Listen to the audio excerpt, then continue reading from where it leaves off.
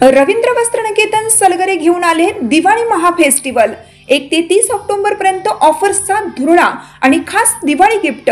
नारायणपेठ साडी 333, काजूकतली पैठणी 693, गजलक्ष्मी पैठणी 754, राजहंस व Kalanjali Paithani 747, linen shirt 387, khadi shirt piece 243 आणि बॉयज शर्ट फक्त 199 मध्ये। तर मग त्वरा करा, रवींद्र वस्त्रनिकेतन सलगरे आणि शाखा। प्रत्येक बातमीतील घटनेच्या वास्तविकतेची तुलना थेट पाहत रहा सांगली अपडेट। अभूतपूर्व शेतकरी गर्दी, तासगावात चक्काजाम। खासदार संजय काका पाटील यांचे कर्जमुक्तीसाठी एल्गार।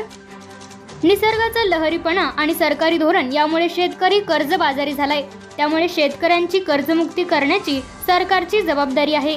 बळीराजाच्या सामान्य जनतेच्या बाजूने बोलणारा आवाज चीन झालाय। या जगात पोशिंदा असणाऱ्या शेतकऱ्यांचा सर्वसामान्यांच्या प्रश्नाला वाचा फोडल्याशिवाय हा संजय पाटील गप्प बसणार नाही, अशी भीमगर्जना माजी खासदार संजय काका पाटील यांनी केली। शेतकरी कर्जमाफी या प्रमुख मुद्द्यासह शेतकऱ्यांच्या प्रमुख मागण्यासाठी तासगाव येथे आयोजित चक्काजाम आंदोलनाला अभूतपूर्व प्रतिसाद मिळाला। आपल्या शेळ्या, मेंढ्या व पाळीव जनावरांसह आलेले हजारोंच्या संख्येने शेतकरी, शेकडो ट्रॅक्टर, यामुळे शहर व ग्रामीण भागातून येणारे रस्ते पूर्णपणे ब्लॉक झाले होते। प्रचंड मोठी वाहतूक कोंडी झाल्याचे चित्र दिसून येत होते।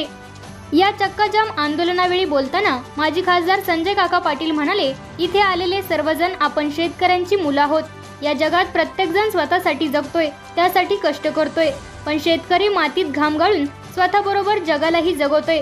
पण आज या जगाच्या पोशिंद्याचं जगणं अवघड झालं। गेल्या 4-5 वर्षात निसर्गाचा लहरीपणा आपण अनुभवतोय। कधी नव्हे एवढा पाऊस पडतोय। ऑक्टोबर महिना संपत आला तरी रानातलं पाणी संपेना आणि आमच्या शेतकऱ्याच्या डोळ्यातले अश्रूही थांबेना, ही वस्तुस्थिती आहे। यावर्षी नुकसान झाले, पुढच्या वर्षी चांगलं काहीतरी होईल म्हणून शेतकरी बँकेतून कर्ज काढतोय, ते पैसे पुरत नाही। शेतीतून मिळणारे उत्पन्न आणि खर्च याचा मेळ लागत नाही, त्यामुळे कर्जाचे दुष्टचक्र संपत नाही। या सगळ्यातून शेतकऱ्याला बाहेर काढायचं असेल तर मायबाप सरकारने कर्जमाफी करणे हाच त्यावरचा एकमात्र उपाय आहे। आणि त्यासाठी शेतकऱ्याच्या खांद्याला खांदा लावून नव्हे तर त्याच्या पुढे एक पाऊल राहून लढाईची भूमिका मी आज जाहीर करत आहे। तुम्ही सगळेजण इथे आलाय ते तुमचा माझ्यावर विश्वास आहे, म्हणून हा विश्वास ढळू देणार नसल्याची ग्वाही यावेळी संजय काका पाटील यांनी दिली। सकाळी 9:30 वाजता तासगाव येथील बस स्थानक चौकात चक्काजाम आंदोलनाला सुरुवात झाली। शेतकरी आपल्या वाहन, ट्रॅक्टर, जनावरांच्या सह प्रचंड मोठ्या संख्येने आलेले होते। ट्रॅक्टर व बैलगाडी तसेच शेळ्या, मेंढ्या यांची संख्या इतकी प्रचंड होती की तासगाव शहराच्या सर्व प्रमुख रस्त्यांवर बघेल तिकडे शेतकरी व त्यांची वाहने दिसत होते। शहराच्या बाहेर आणि किलोमीटरपर्यंत वाहनांच्या रांगा लागल्याचे चित्र दुपारपर्यंत दिसत होते।